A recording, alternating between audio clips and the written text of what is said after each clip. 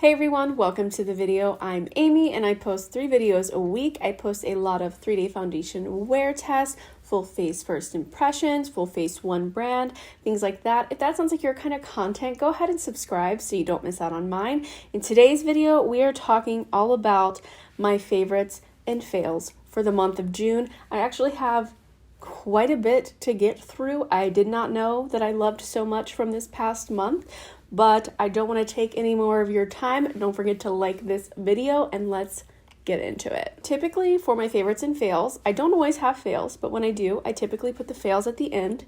This time, I'm gonna kind of mix it up so that the fails are kind of interspersed in the middle so that they are kind of with the category. So if it's a makeup fail, it will be with the makeup instead of putting that makeup fail at the very end, if that makes sense. So the Hello Fab Bendy Avocado Concealer.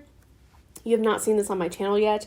I tried it over on my Instagram. My Instagram is linked below. If you want to see that, there is a highlight of me trying out the Putty blushes or Putty Bronzers for the first time. This, as well as some Becca products. This concealer. It reminds me of the Laura Mercier Flawless Fusion Concealer. It's thin, but it has a medium coverage. It's hydrating and glowy under the eyes. It doesn't get too dry or crusty under my very dry, very watery eyes. And I feel like it lasts pretty well under this specific eye that waters constantly. I've already been wearing it for a few hours now, and you can't see. Like, there are certain concealers where when my eye waters and I wipe it off, like, it wipes off the concealer, and this one really stays for me. I found so far, and I've really been liking it. This is the shade 1, if you were interested. Again, it's the First Aid Beauty Hello Fab Bendy Avocado Concealer. People have been raving about this for years. I just finally tried it, so love this. Definitely a favorite. Now onto the Becca Powder. This is the Light Shifter Finishing Veil in Star Child 2. I definitely think I should have the first shade, but this was the one that was at TJ Maxx, so I got it. And I think for the summer, it'll be fine.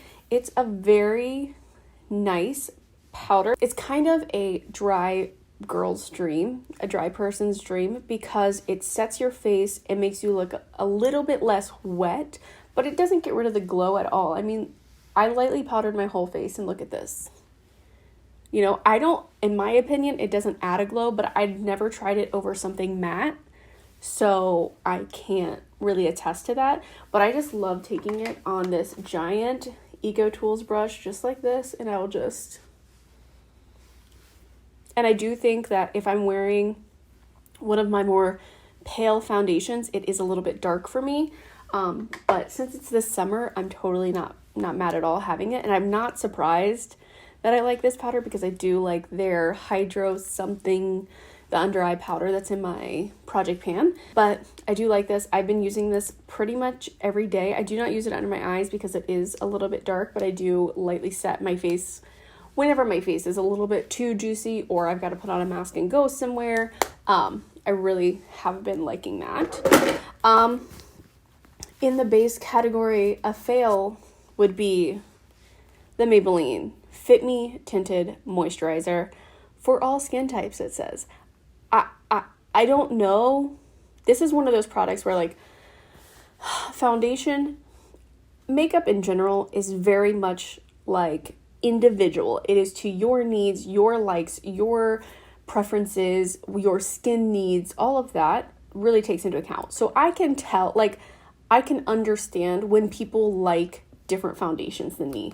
This one, I do not understand how someone can put this on their skin and it looks okay. It looked horrifying on my skin. I was going to do a 3-day foundation wear test, but it's just a first impression. It's like a 15-minute video, me trying this out, putting it on, and then you can just see it like crumbling off my face.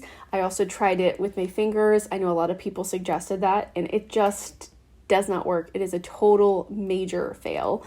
If you want to see that video, I will link it for you, but no, I don't know how it's working for people. That is a fail.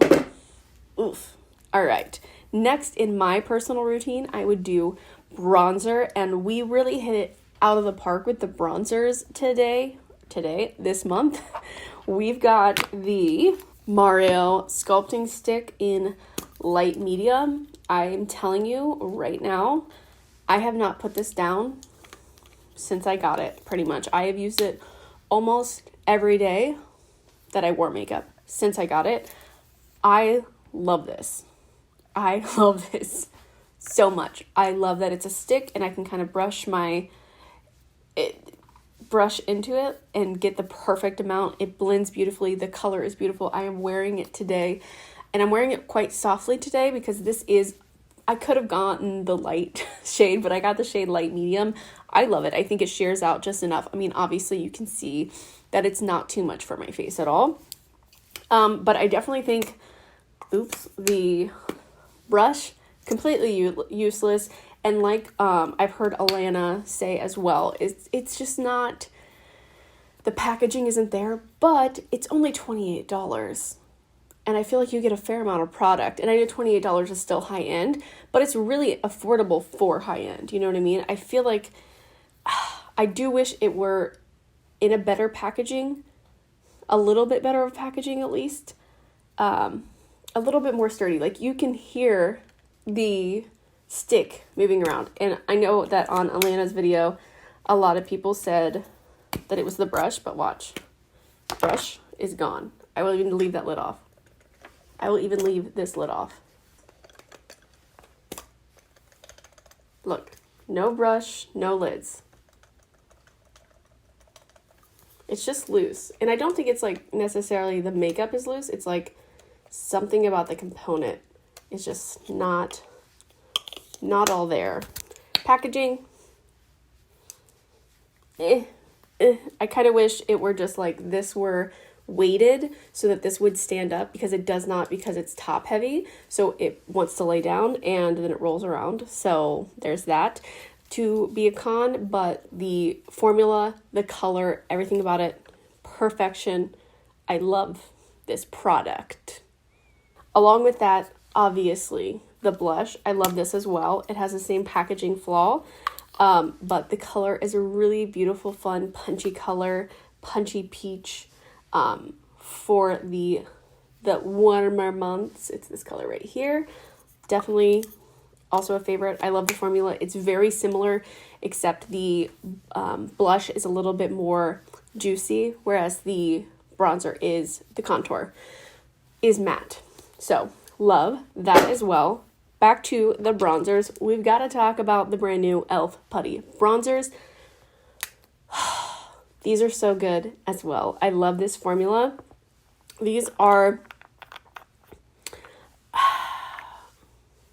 a little bit more balmy of a formula than the Mario ones. A little bit, I'd say less pigmented, honestly.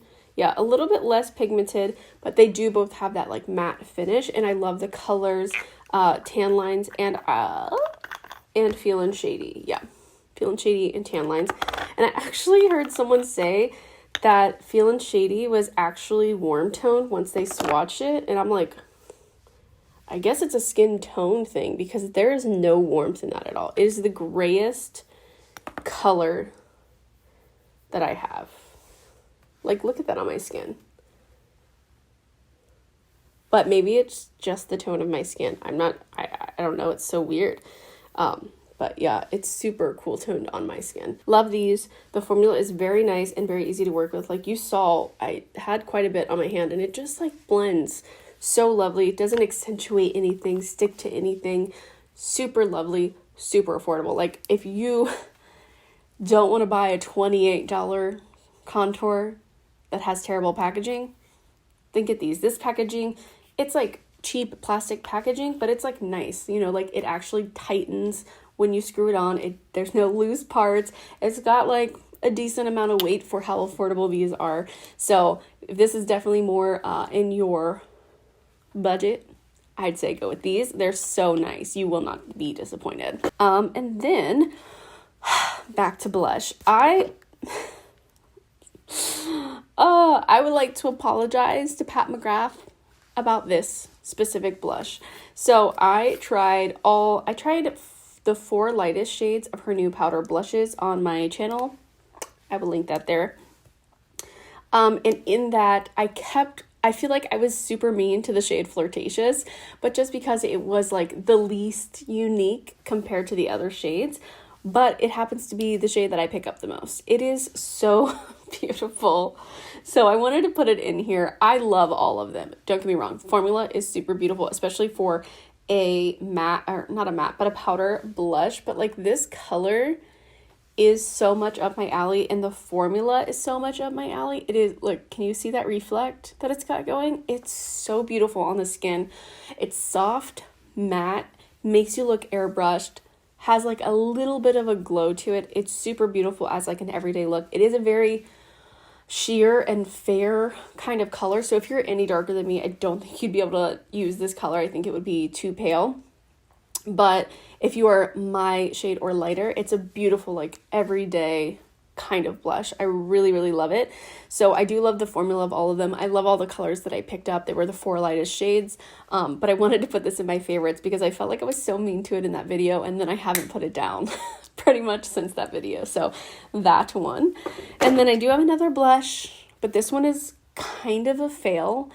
I don't know if you watched my full face of LA Girl, but I tried this stick blush and it is so weird. Let me build up some on my hand. So when you see it on my hand, it kind of looks like it has a pink tone to it, but it is so reflective. And let's see if I can get in here. Do you see that reflect? This is the pat one. See that nice soft reflect? This one is like straight up glitter. And when I used it on my face, it picked up everything else that was on my face. So this is definitely something that I do not like. I feel like the formula, like if I don't look at it, it feels really nice and soft. But it just does not work out. The color does not work out. So I might be tempted to try another shade because I do like how it's kind of a chubby stick and it has a twist up. I feel like that's really nice, but this specific color has just got way too much glitter and it's sticking into every little wrinkle on my hand, and it just does not look good on the skin. So this is definitely a fail. Next in my lineup here is eyeshadow. I do have videos where I'm using both of these things on my channel, but the first thing I want to say is this Tinted palette, the Every Night eyeshadow palette. It is boring, but not boring at all. These shades are beautiful, and these metallics, I can't get enough of them. I love wearing these. These are like beautiful, everyday kind of shades for me, like kind of formulas. Not necessarily, I mean, the shades are as well, but it's not the shades that get me about this. It is the formula. I think it's so beautiful. I want them to come out with more eyeshadows. I know they do have like, I think everyday palettes is what they are, because this is the Every Night palette. But the formula on these metallics is so creamy and beautiful and smooth and just exactly what I want in an everyday kind of shadow. I love glittery, sparkly, extra, duochrome, all of that good stuff. I do love that, but this right here is what I want for every single day. I absolutely love it. And these mattes here, especially the first two, like this is my favorite, like go-to everyday all matte look right here. Boom, boom, boom, boom. Love it. So I've been using this. I probably already used it like 10 times, honestly, because, and I haven't even had it that long. It's just so good for every day, and you know it's going to work, you know? It's just one of those ones where it's like, I can't mess up if I use this palette. So love it. Definitely a favorite. And I love the packaging. It's just like the perfect size. It's got that magnetic closure, the mirror, the soft matte. It's so pretty with the little stars. Love. The next one is kind of the complete opposite of that one. It is the Kjhx Beauty Bento Trio in Rose Water. All of these are just sparkly, metallic, extra, beautiful, special shades. And if you do not have a lot of these kind of shades in your collection, I feel like this would be the perfect thing to add just that extra little sparkle. They have such a beautiful formula. So let's put them right next to each other. So you got the creamy metallics that have like no glitter in them, and then these ones which are just super shiny and metallic and glittery. Let's see if you can zoom in. You can see the texture difference there, right? Still, both are beautiful. Both definitely have a place in my collection. Love this. It really adds a special sparkle to any look. I love these so much. I've been wearing them a lot as well. All right, sorry if the framing changed. I had to change the battery. Hopefully it's okay. Let's keep going. I have 2 more makeup products here. One is a complete fail. The LA Girl, what is this called? Lip paint, the glazed lip paint. I thought this was going to be like a colored lip balm situation, and it has the most pigment out of any like lip product ever. It makes no sense that it is in this packaging. The color is way too light for me. It looks ridiculous. It's super thick and it has a horrible smell. Just look, I can smell it right now, and look at how far away it is from me. Like on the lips, it is unbearable. It smells like a garage. But also mint. I think it's because it has peppermint in it. But it is not like, that's minty. It is like enough mint to clean oil off your car kind of situation. Wiping that off my hand. Yeah, no, this definite fail. It is horrible. I'm getting rid of this as soon as this video is over. I kept it just so I could talk about it one more time. So horrible. Please do not buy these. I don't care even if there are other shades that are better. The formula of this, the smell of this is enough to say, please just get rid of this line. Terrible. No. And then the last makeup product is this. I feel like I used this month in a video, and I feel like I didn't really, I wasn't impressed by it. I was kind of like, I don't know, I guess it's like kind of all right. I don't know why I feel like people went for this. And this is the Cosas Air Brow. And I do think the number one defining factor in so many people loving this is the packaging. It does make you want to reach for it over and over. It is so pretty.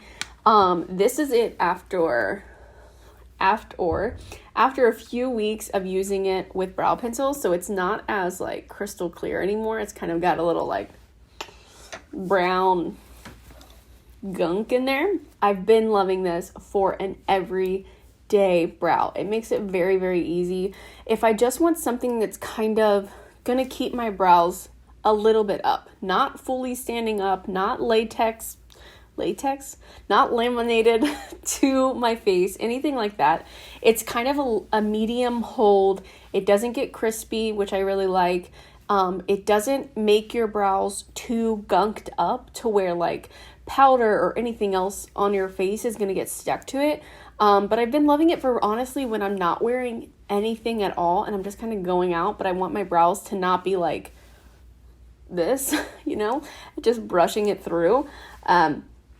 And it does, when you first put it on, it feels almost like a nothing kind of gel. You're like, okay, it's wet and I'm putting it on my brows, but what is it doing anything? You have to wait a couple minutes and then go back. And you don't have to put a second layer, but go back with the brush and you'll feel that it's getting a little bit more grippy, a little bit more hold. It just takes a minute to kind of dry to that. I want to say tacky because that will make sense in the figures of other things that are in makeup and other things like glue. Like when you put glue down, you want to wait for it to get tacky before you put something or else it's just too wet. It's kind of what this does. It doesn't get tacky, but it does start to get that hold after a couple of minutes. So that's what I like to do. I just brush the product into my brow, go to the next brow, brush the product in, and then come back. Just a blank spoolie or this one with nothing new on it and just go through my brows and kind of give it the shape that I want. And I think it has a pretty good hold. Like I said, it doesn't really like laminate your brows down, but it does keep them in the general place that you wanted them. So I've been really liking it. It's definitely more of an everyday brow kind of thing. Not if you are, you know, you want your brow hairs to stay exactly in the very place that you put them and you want like an insane amount of hold. But the packaging and just, it is definitely better than the e.l.f. X Gen Atkin. It is definitely has more hold than the Essence one, and it definitely has more hold than the NYX Tinted Brow Mascara. So in my collection until today, this is probably the most hold for a brow gel that I have.